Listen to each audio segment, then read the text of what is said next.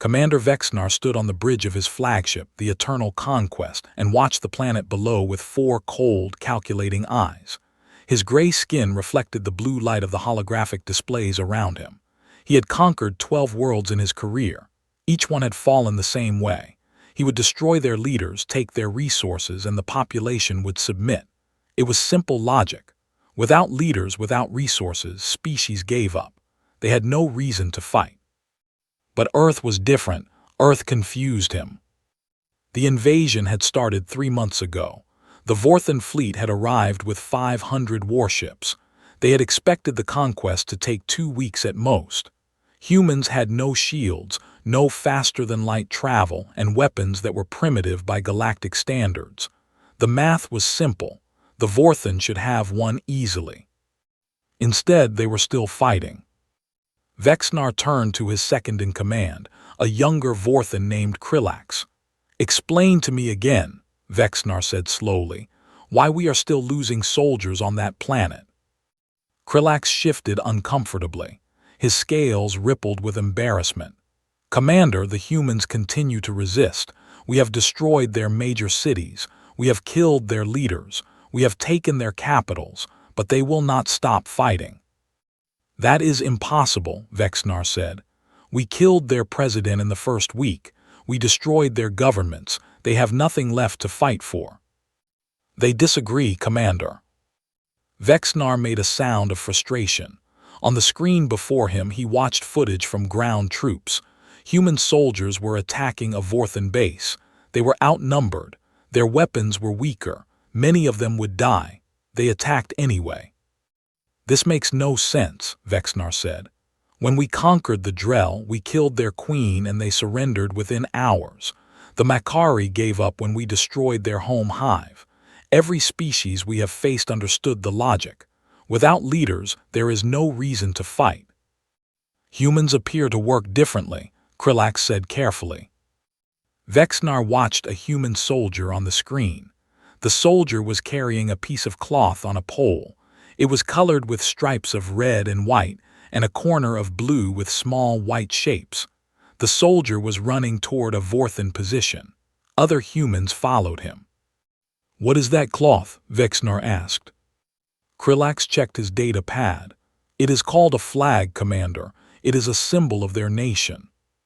"A symbol? It is just colored fabric." "Yes, Commander." "Then why are they carrying it into battle? It serves no practical purpose." Krillax did not have an answer. On the screen, the human with the flag was shot. He fell. Another human immediately grabbed the flag before it could touch the ground. That human was shot too. A third human took it. Then a fourth. The flag never fell. Humans kept dying to hold up a piece of cloth. Vexnar stared at the screen for a long time.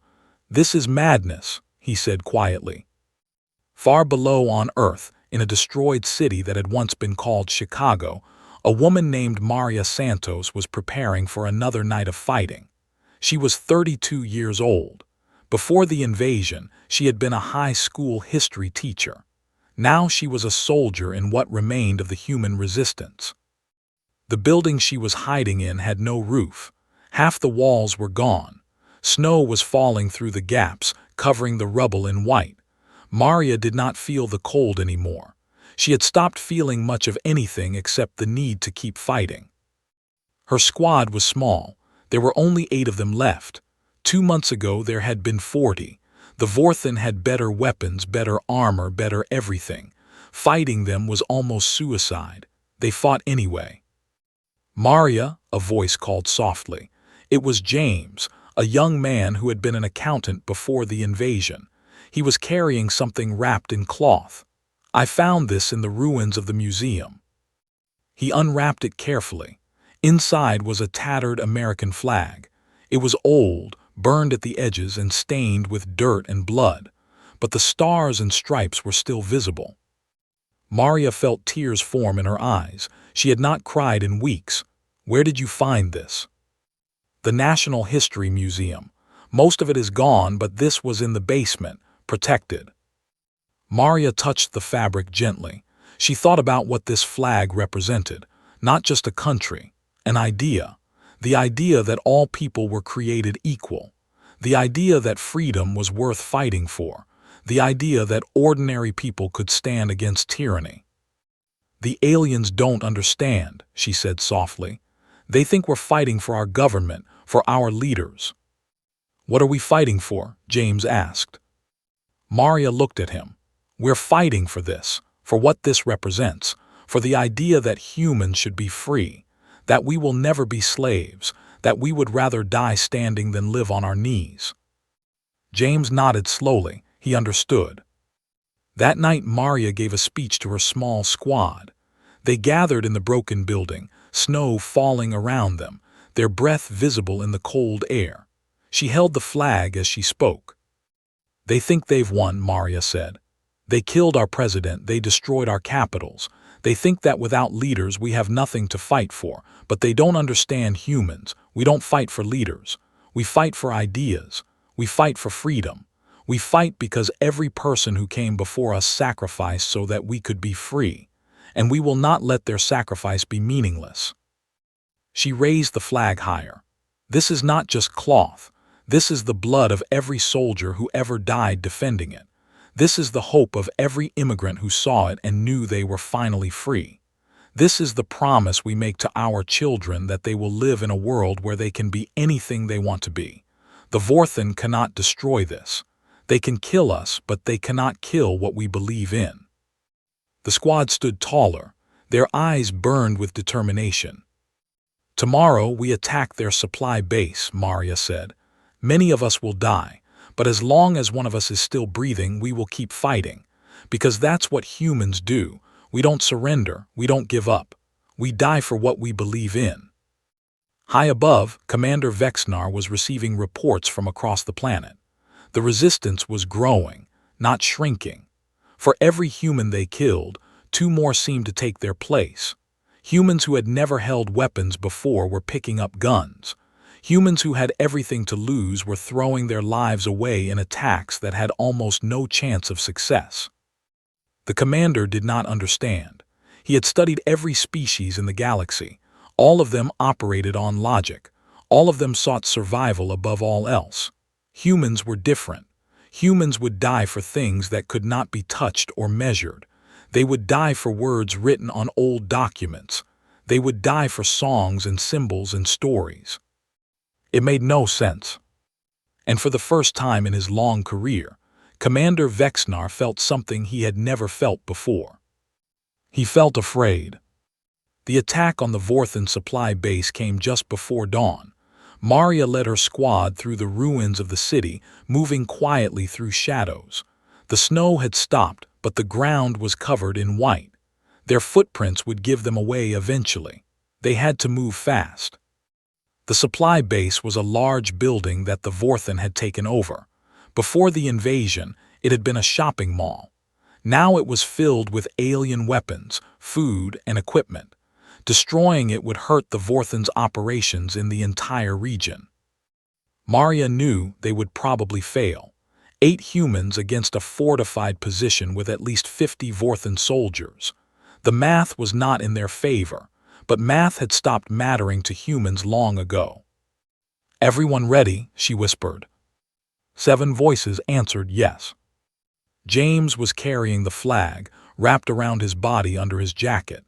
If they succeeded, he would raise it over the ruins, a signal to every human still hiding that the fight was not over, that hope was not lost. "Remember," Maria said, "we're not just fighting for ourselves. We're fighting for everyone who will come after us, every child who will grow up free because we refuse to surrender. Make your lives count." They moved toward the base. Inside the Eternal Conquest, Commander Vexnar watched through satellite feeds. He saw the small group of humans approaching. He saw how outnumbered they were. He saw that they knew they would probably die. They attacked anyway. Vexnar leaned forward, his 4 eyes fixed on the screen. He had to understand. He had to learn why these creatures were so different from everything he had ever known. The battle began with an explosion. The humans had made bombs from supplies they had gathered. The blast destroyed the main gate of the base. Vorthan's soldiers poured out to meet the attackers. The humans did not run. They did not retreat. They charged forward, firing their primitive weapons, screaming words that Vexnar's translator could not fully capture. Freedom, they screamed. Remember, they screamed. Never surrender. Vexnar saw a human get shot in the chest. The human kept running for 3 more steps before falling. Another human jumped over the body and kept attacking. A Vorthan soldier grabbed a human, and the human detonated a grenade he was carrying, killing them both. They are willing to die, Vexnar said softly. Not for survival, not for territory, not for resources. They are willing to die for words. Krillak stood beside him, watching the battle. It appears so, Commander. How do we fight that? How do we defeat an enemy who does not fear death? The battle was ending.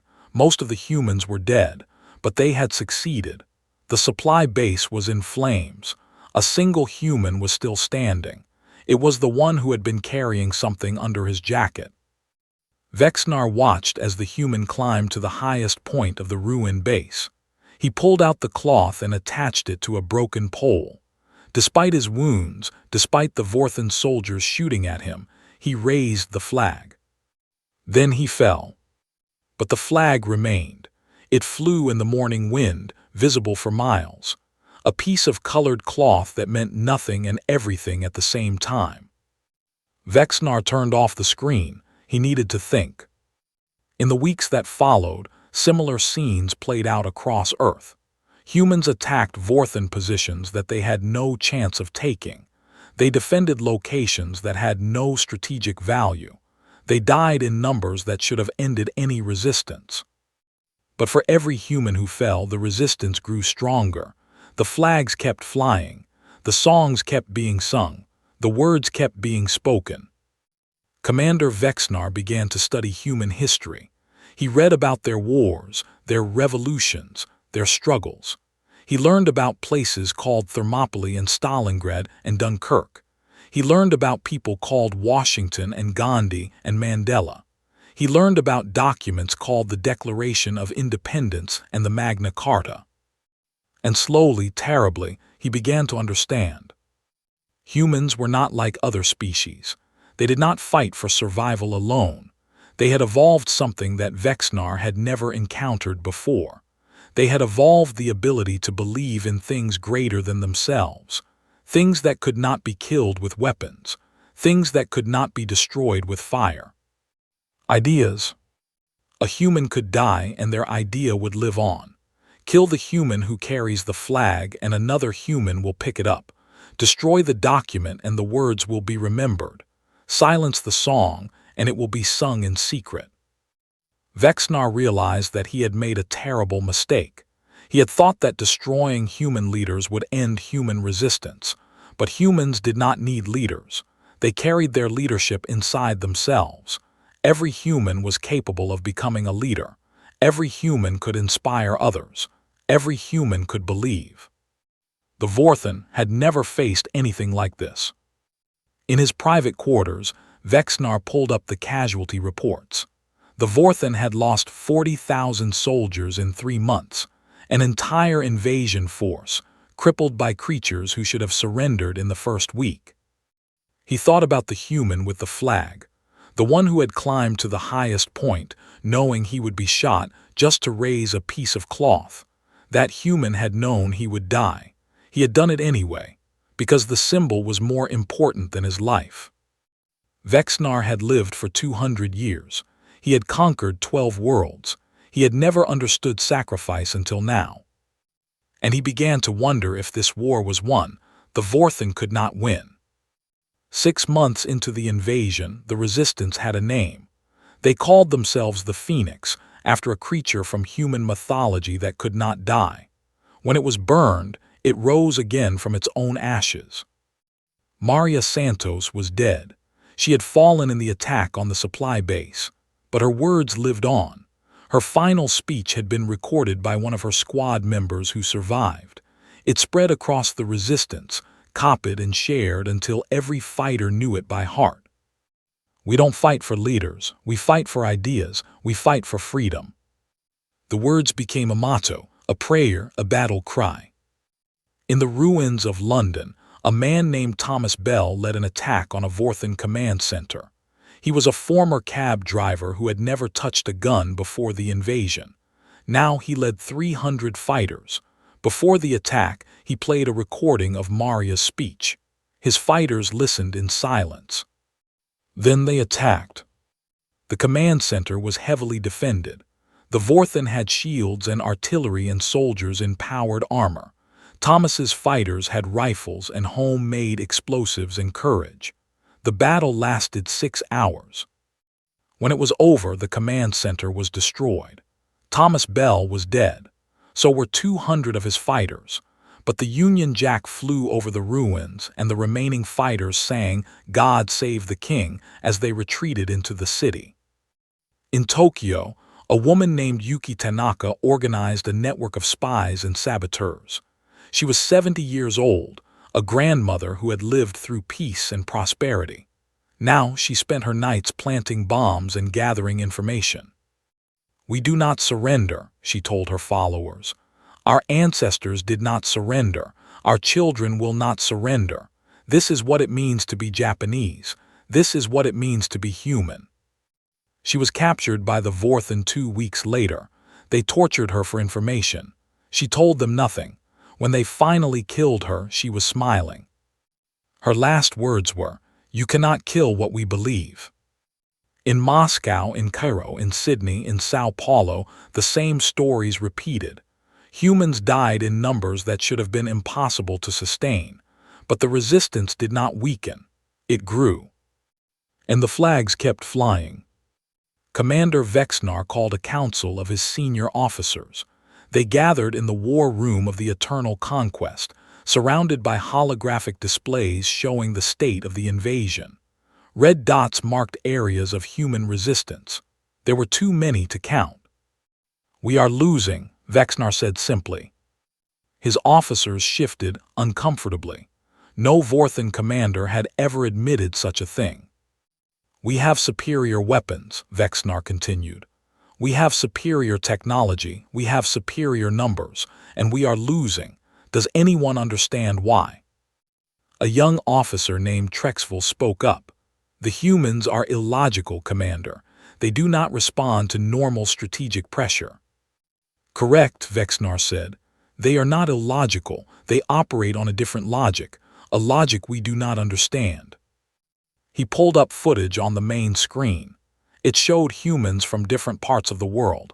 Americans, Russians, Chinese, Brazilians, Nigerians, Indians. They spoke different languages. They had different histories. They had been enemies before the invasion. Now they fought as one. "Before we came," Vexnar said, "these humans were divided. They had wars among themselves. They competed for resources and territory. We thought this division would make them easy to conquer. We were wrong." The footage changed to show humans working together. American soldiers fighting alongside Chinese soldiers. Russian doctors treating wounded Nigerians. Brazilian engineers building weapons for Japanese fighters. "Our invasion united them," Vexnar said. "We gave them a common enemy, and in doing so, we awakened something that was always inside them, something that transcends their divisions, something that makes them fight as if they were one species with one purpose." "What is that something?" an officer asked. Vexnar was silent for a moment. "They call it humanity," he said finally. "It is not just a word for their species. It is an idea. The idea that all humans share something fundamental, something that makes them willing to die for each other, something that makes them refuse to surrender." He turned off the screens. The room was silent. "I have studied their history," Vexnar continued. "They have a saying, 'Give me liberty or give me death.' A human leader said this before a war for independence. It was not a metaphor, it was a promise. Humans will choose death over slavery, every time, without exception." "Then what do we do?" Krillex asked. Vexnar looked at his officers.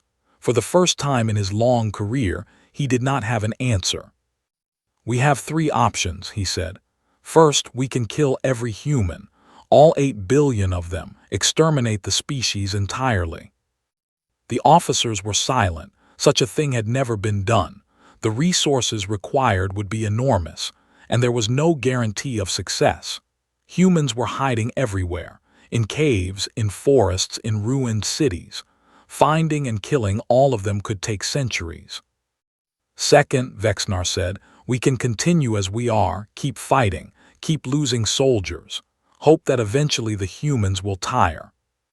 This option was equally unappealing. The invasion was already costing more than any conquest in Vorthan history. The fleet was exhausted. Morale was failing.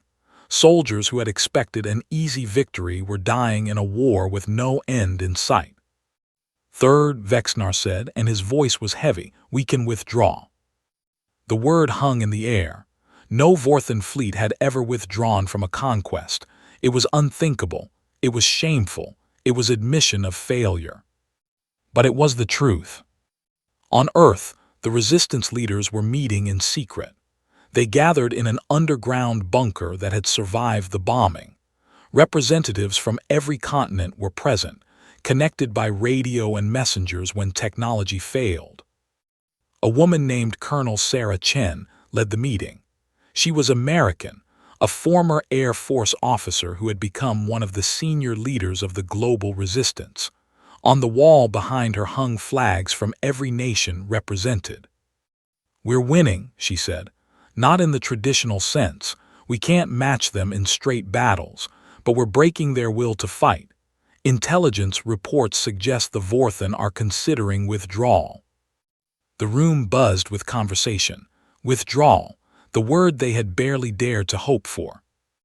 They don't understand us, Chen continued. They thought they could conquer us by destroying our governments, but we're not fighting for governments. We're fighting for something they can't comprehend. She pointed to the flags behind her. Each of these represents something different, different histories, different cultures, different dreams, but all of them represent the same fundamental idea, that human beings have the right to be free, that we will fight and die for that right, that no force in the universe can take it from us. A man from Nigeria spoke up. His name was Commander Okonkwo. We have lost so many, he said. Millions have died. Is freedom worth such a cost? Chen was quiet for a moment. My grandmother survived the concentration camps, she said. She told me stories about people who died rather than betray their friends, about people who gave their food to children, knowing they would starve, about people who sang songs of hope even as they were led to their deaths. She looked at Okonkwo. She told me that some things are worth more than life. Freedom is one of them. Dignity is one of them. The right to be human is one of them. Our ancestors understood this. They died so that we could be free. Now it's our turn to make the same choice. Okonkwo nodded slowly. Then we keep fighting. We keep fighting, Chen agreed. Until the last Vorthan leaves our world, until our children can look up at the sky without fear, until the universe knows that humans cannot be conquered. The meeting continued for hours. They planned attacks and defenses. They shared resources and information. They argued about strategy and tactics.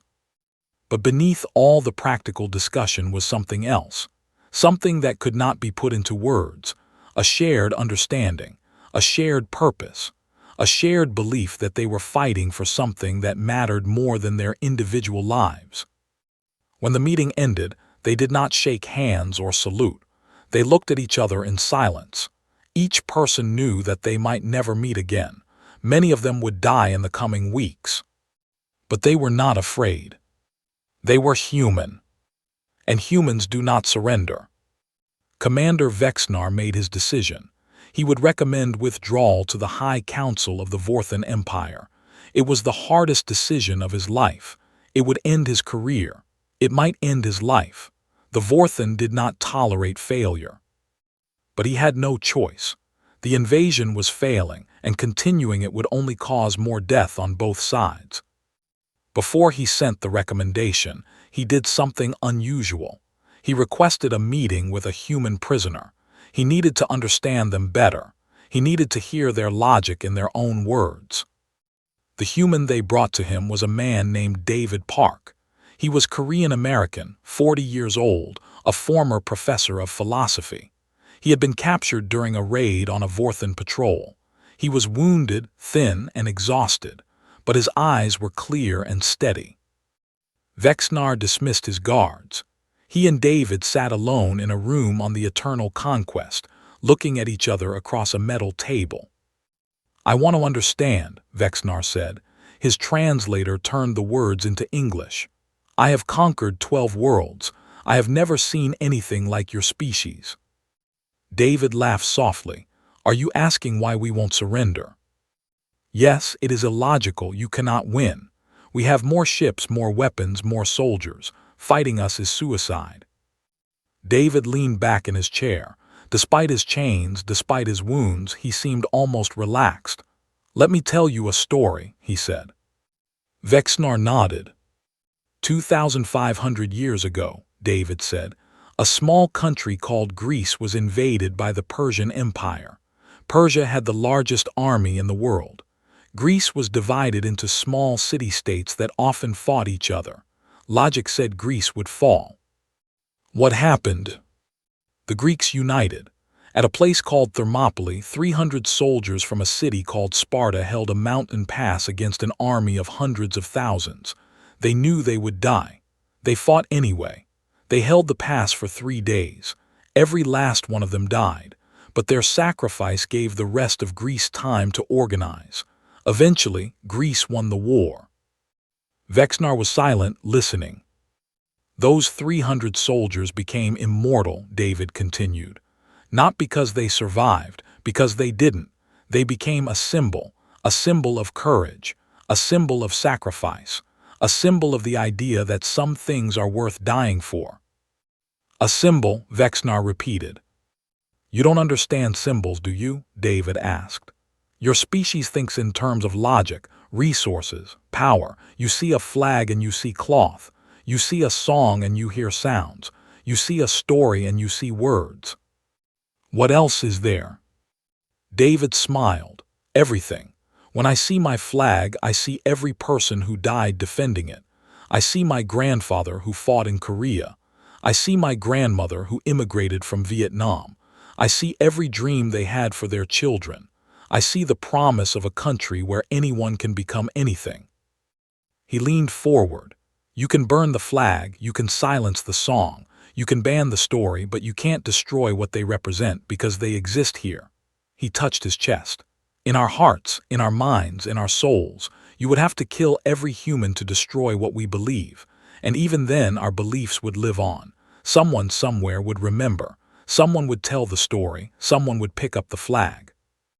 Vexnar stared at him. "You truly believe this?" "I don't just believe it, I know it. It's not faith, it's fact. Every tyrant in human history has tried to crush the human spirit. Every single one has failed, because you can kill a person. You can't kill an idea." Vexnar was silent for a long time. Finally he asked, "Are you not afraid to die?" David considered the question. "Yes," he said honestly. "I'm afraid. I have a wife. I have children. I want to see them again. I want to grow old. I want to live." "Then why do you fight?" "Because some things matter more than my fear. If I surrendered, if I betrayed what I believe, I would be alive, but I wouldn't be me anymore. I would rather die as David Park than live as a slave. I would rather die knowing my children will be free than live watching them grow up in chains." He looked at Vexnar with something that might have been pity. "You don't understand because your species has never had to fight for freedom. You've always been the conquerors. You've never been the conquered. You've never had to choose between survival and dignity. And you have. All humans have. It's in our history, it's in our blood, it's in our stories and songs and symbols. Every generation has faced this choice, and every generation has made the same decision. We choose freedom. We choose dignity. We choose death before slavery." Vexnar stood. He walked to the window and looked down at Earth. The planet was scarred from months of fighting. Cities were ruins. Forests were burned, but humans still lived there, still fought there, still believed there. "I am recommending withdrawal," he said quietly. David did not respond. "My career will be over. My people may execute me for failure, but I see no other choice. We cannot defeat you, not because you are stronger, not because you are smarter, but because you believe in something we cannot comprehend, something that makes you willing to die rather than surrender." He turned back to David. "You have won, human, not with weapons, with faith, with ideas, with the thing you call humanity." David nodded slowly. "Will you release me?" "I will release all prisoners, as a sign of our withdrawal." "Thank you." Vexnar looked at him one more time. "I have one more question." "Ask." "The things you believe in, the freedom, the dignity, the ideas, can they be learned, or must one be born human to understand them?" David smiled. It was the first time he had truly smiled in months. "They can be learned," he said. "That's what makes them powerful. They're not just human ideas, they're universal ideas. Any being capable of thought can choose freedom. Any being capable of feeling can choose dignity. The only requirement is the courage to believe." Vexnar considered this. Something stirred inside him, something he had never felt before. It felt like hope. The withdrawal took 3 months. Vorthan ships left Earth's orbit one by one, returning to their empire with news of their defeat. Commander Vexnar was recalled to face judgment for his failure. But something strange happened. As reports of the human resistance spread through the Vorthan Empire, other species began to take notice. The Drell, who had surrendered so quickly, heard about humans who died for flags. The Makari, who had given up when their hive was destroyed, heard about humans who fought on after their capitals fell. And they began to wonder. For the first time in centuries, conquered species began to whisper about resistance, about freedom, about ideas worth dying for. The story of Earth spread across the galaxy, growing with each telling. The 300 at Thermopylae, the flag that never fell, the words that could not be silenced. Commander Vexnar stood before the High Council, ready to accept his punishment. He had failed. He had retreated. By Vorthan law, he deserved death. But the council was troubled. They had seen the reports. They had watched the footage. They had heard the words of the human prisoner. "You can kill a person. You can't kill an idea." The council delayed judgment. They needed to study this further. They needed to understand. Because if what the humans said was true, then the entire foundation of the Vorthan Empire was in danger. They had conquered 12 species by destroying leaders and breaking will. But what if there were other species out there like humans? Species that would die rather than surrender. Species that carried their leadership in their hearts. The war with Earth had cost the Vorthan more than soldiers and ships. It had cost them their certainty, their confidence, their belief that conquest was always possible.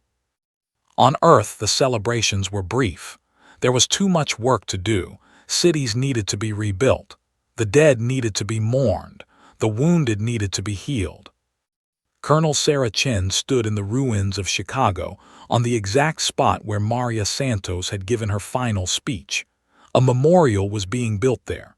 Not a statue of a leader. Not a monument to victory. Just a simple stone with words carved into it. "We don't fight for leaders. We fight for ideas. We fight for freedom."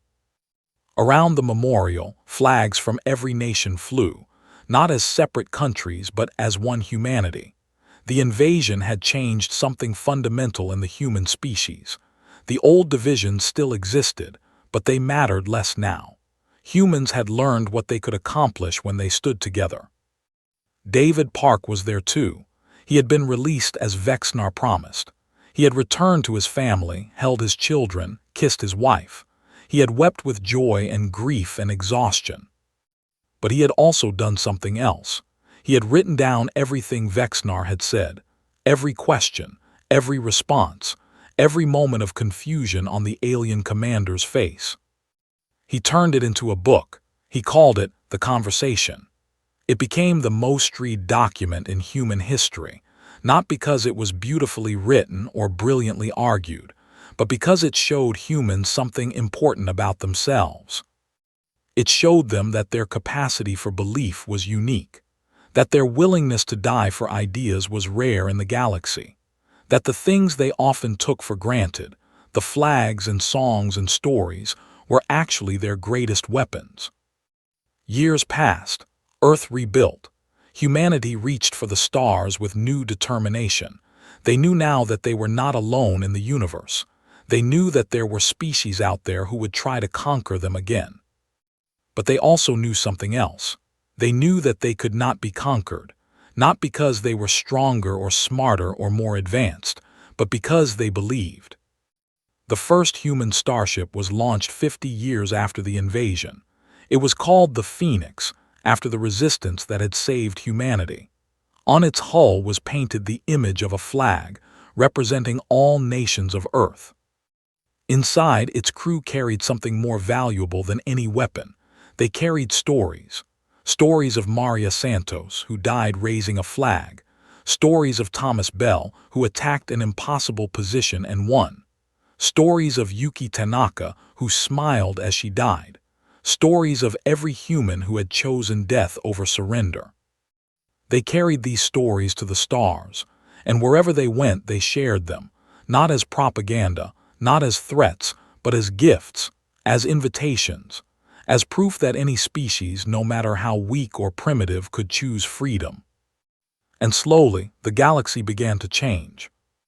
The Drell remembered their queen and wondered if they could have fought on. The Makari looked at their reconstructed hive and wondered if it was worth the price of slavery. Other species, still under Vorthan rule, heard the stories and began to ask dangerous questions. What if we refused to surrender? What if we chose death? What if we believed in something greater than ourselves? Commander Vexnar never faced execution. The High Council decided he was too valuable to kill. He knew more about humans than any other Vorthan alive. He became an advisor, helping the Empire understand this strange species that had defeated them. But something had changed in Vexnar. He had spoken to David Park. He had seen humans die for flags. He had learned what ideas could do. And late at night, alone in his quarters, he found himself thinking about freedom, about dignity, about the courage to believe. He never acted on these thoughts. He was too old, too shaped by his culture, too afraid. But the thoughts were there. Seeds planted by a species that should have been easy to conquer. Seeds that would take centuries to grow. Seeds that would eventually bloom across the galaxy, spreading the simple but profound truth that humans had always known. Some things are worth dying for. Freedom is one of them. Dignity is one of them. The right to believe is one of them. And as long as there are beings in the universe willing to die for these ideas, no tyrant will ever truly win. No empire will ever truly conquer. No force will ever truly destroy the spirit of those who choose to be free. This is the gift humans gave to the galaxy. Not technology, not weapons, not resources. Just an idea. The idea that some things matter more than survival. The idea that death is not the worst thing that can happen. The idea that a piece of cloth, a few words, a simple song can be worth more than all the gold and power in the universe. The aliens never understood human loyalty. They never understood why we die for symbols and ideas.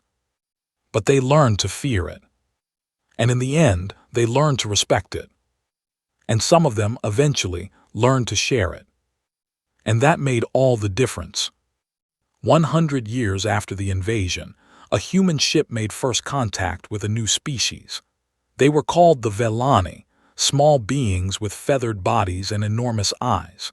They had never heard of humans or Vorthan or the war that had changed the galaxy. The human captain was a young woman named Maria Chen Santos, descendant of both Colonel Sarah Chen and the bloodline that had survived Maria Santos. She carried her ancestors' names as a badge of honor. When the Villani asked about humanity, Maria told them the old stories. The stories of flags and songs and ideas. The stories of people who died rather than surrender. The stories of a species that could not be conquered because they believed in things greater than themselves. The Villani listened, with their enormous eyes growing wider. "We have known masters," they said. "Our kind has served others for generations. We thought this was the natural order." Maria smiled. She reached into her pocket and pulled out a small piece of cloth. It was old and faded, passed down through 5 generations. A fragment of the flag that had flown over the ruins of Chicago. "Would you like to know a secret?" she asked. The Villani leaned forward. "There is no natural order," Maria said. "There is only the order we choose. You can choose to serve, or you can choose to be free. The only thing stopping you is fear." "We are afraid," the Villani admitted. "Good," Maria said. "Courage isn't the absence of fear. It's the decision that something else is more important. What's more important to you, your fear or your freedom?" The Villani were silent for a long time. Then slowly, the eldest among them spoke. "Tell us more," she said. "Tell us about these humans who die for ideas. Tell us about freedom." Maria smiled again. It was the same smile David Park had worn when Vexnar asked if ideas could be learned. "Let me tell you a story," she said. 2,600 years ago, in a place called Thermopylae. And so the story continued, passed from human to alien, from generation to generation, from star to star. The story of why humans fight, why they die, why they refuse to surrender. Not for leaders, not for territory, not for resources. For symbols, for ideas, for freedom. For the simple but unshakable belief that some things are worth more than life. That is the human gift to the universe. That is why we die for symbols and ideas. And that is why, no matter how many times the stars themselves burn out and new ones are born, the story will never end.